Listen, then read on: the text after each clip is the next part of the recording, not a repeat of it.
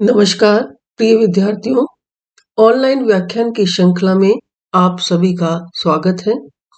आज के व्याख्यान में हम आपके पाठ्यक्रम में से रीतिकाल के स्वच्छंद काव्यधारा के प्रमुख कवि घनानंद के व्यक्तित्व एवं कृतित्व के बारे में संक्षेप में जानेंगे और साथ ही उनके द्वारा रचित महत्वपूर्ण पदों की व्याख्या भी समझेंगे। घनानंद के विषय में यदि हम बात करें तो जानेंगे कि रीतिकालीन साहित्य को प्रमुख रूप से 3 काव्यधारों में रखा गया है। रीतिबद्ध काव्यधारा, जिसमें रीति सिद्धांतों का प्रतिपादन करने वाले आचार्य कवि जैसे केशवदास, सेनापति, पद्माकर आदि आते हैं। रीति सिद्ध काव्यधारा, जिसमें कवि अपने काव्य में रीति सिद्धांतों का पालन तो करते हैं पर रीति सिद्धांतों की व्याख्या नहीं करते, जैसे बिहारी रीति मुक्त काव्यधारा, जिसमें कवि गण मुक्त भाव से कविता में अपने हृदय की भावनाओं को व्यक्त करते हैं, जैसे घनानंद, आलम, बोधा, ठाकुर आदि। घनानंद रीति काव्यधारा के सबसे प्रमुख कवि हैं तथा रीतिकाल में अपना विशिष्ट स्थान रखते हैं। घनानंद ऐसे कवि हैं जो अपने हृदय की पीड़ा को पूरी मार्मिकता के साथ अपने काव्य में व्यक्त करते हैं। घनानंद के जीवन के विषय में अनेक किंवदंतियां प्रचलित हैं, जैसे कहा जाता है कि वे मुगल सम्राट मोहम्मद शाह रंगीले के दरबार में मीर मुंशी थे। वे दरबार की वेश्या सुजान के रूप पर आसक्त थे। दरबार में मीर मुंशी के रूप में उनके प्रभाव से अन्य लोग उनसे ईर्ष्या करते थे तथा घनानंद को नीचा दिखाना चाहते थे। माना जाता है कि घनानंद अच्छे गायक थे, पर वे सार्वजनिक रूप से नहीं गाते थे।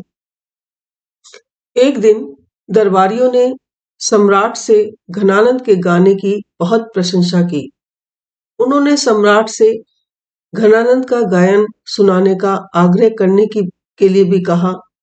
सम्राट ने घनानंद से ध्रुपद गाने का आग्रह किया, पर घनानंद ने मना कर दिया। एक दरबारी ने कहा कि यदि सुजान आग्रह करे तो घनानंद गाना सुना देंगे। घनानंद को उम्मीद थी कि सुजान उनसे गाने के लिए नहीं कहेगी, पर बादशाह की आज्ञा पर सुजान ने घनानंद से गाना सुनाने का अनुरोध कर दिया। इससे घनानंद को धक्का लगा और उन्होंने बादशाह की तरफ मुंह फेरकर पूरी तन्मयता से गाना गाया। बादशाह ने इसे अपना अपमान समझा और घनानंद को दरबार से निकाल दिया। घनानंद ने सुजान के से भी साथ चलने को कहा, पर वह उनके साथ नहीं गई। इससे वो बहुत आहत हुए। उनके हृदय को बहुत ठेस पहुंची।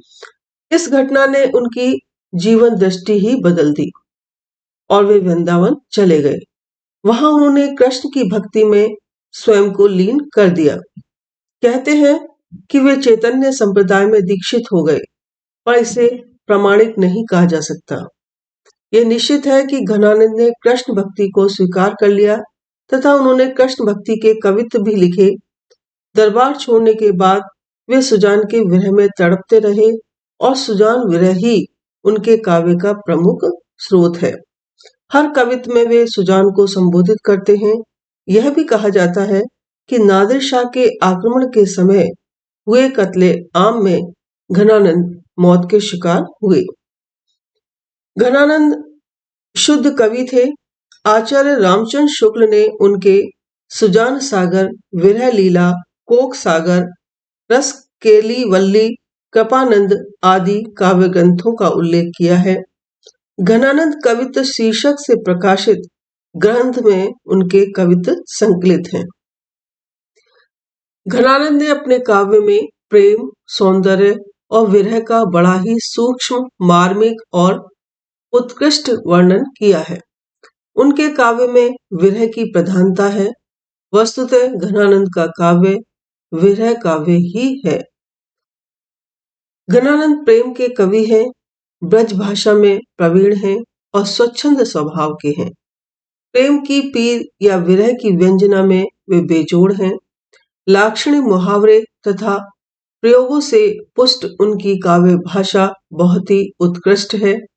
उनकी कविता का मर्म प्रेम की पीर का अनुभव करने वाला ही समझ सकता है।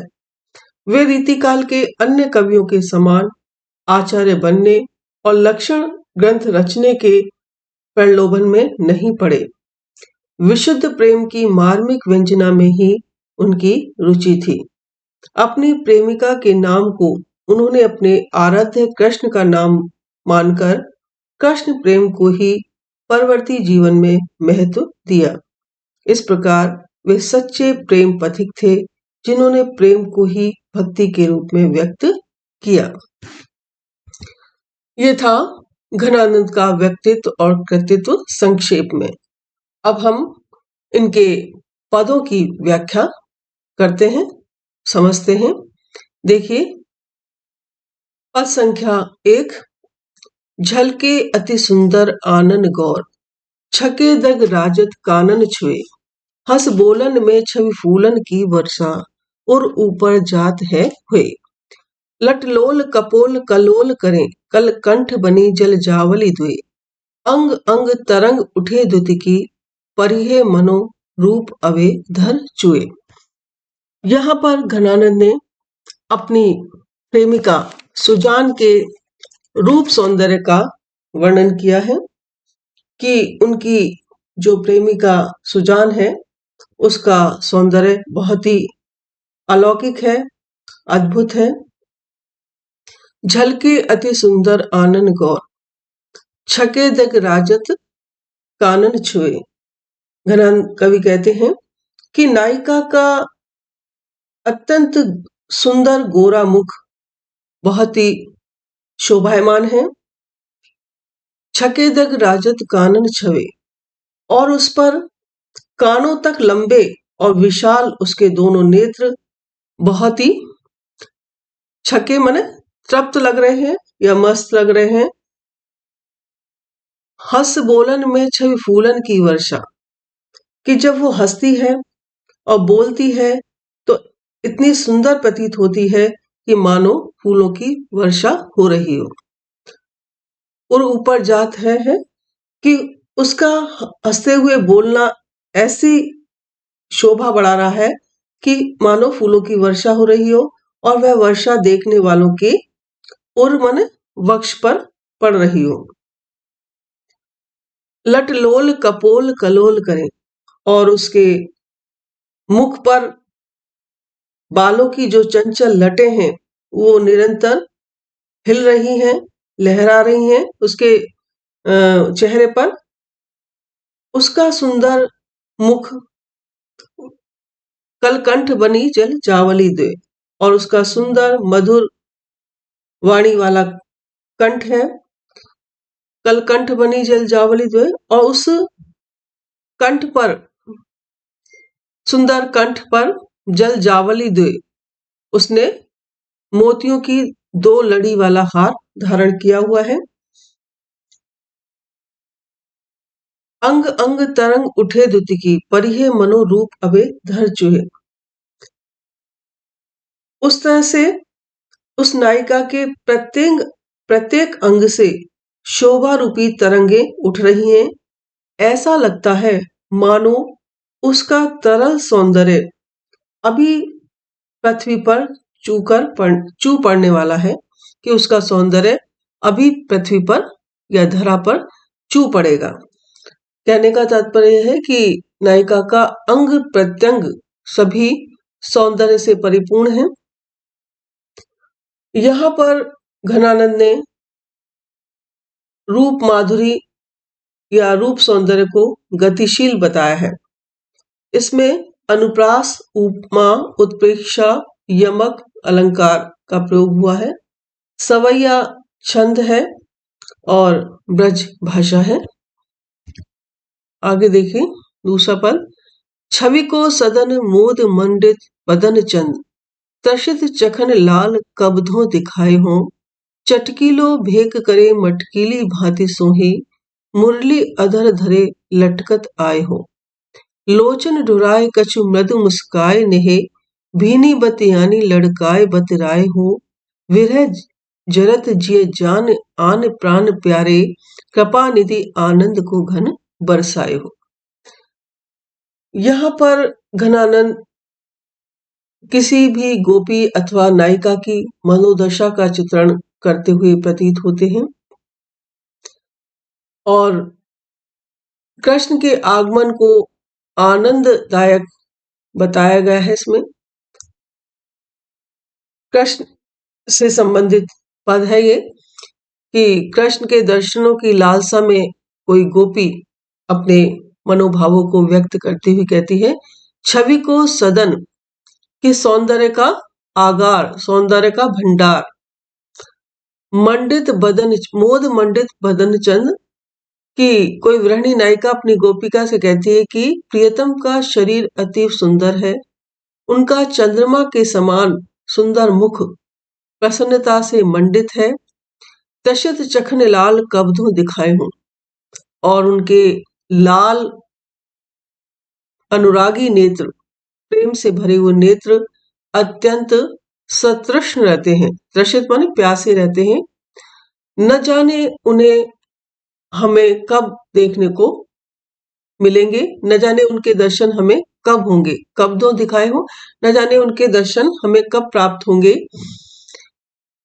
चटकीलो भेक करे मटकीली भांति सोही, कि उनका वेश बहुत ही चटकीला है और चटक मटक के ढंग से ही उनका पहनावा है। मुरली अधर धरे लटकत आए हो, और वे मुरली को अपने अधरों पर रखकर अर्थात मुरली बजाते हुए और मस्ती से झूमते हुए आते हैं।